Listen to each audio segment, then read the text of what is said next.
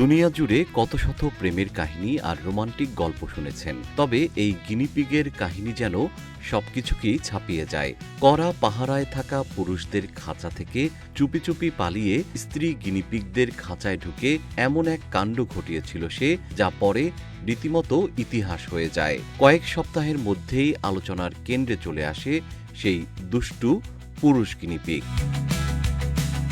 ইংল্যান্ডের ওয়ারউইকশায়ারের জনপ্রিয় Hatton country world পার্কে। শুনতে সিনেমার গল্প মনে হলেও এটি ছিল একেবারেই বাস্তব ঘটনা।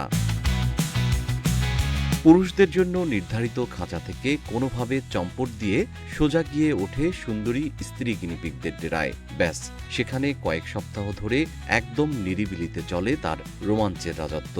পার্কের পরিচর্যাকারীরা কিছু বুঝে ওঠার আগেই দেখে খাঁচায় থাকা প্রায় ১০০টি স্ত্রী গিনিপিগই গর্ভবতী।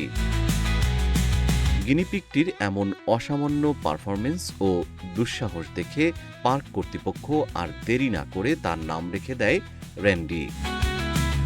গিনিপিগ সাধারণত একবারে গড়ে ৪টি করে বাচ্চার জন্ম দেয়।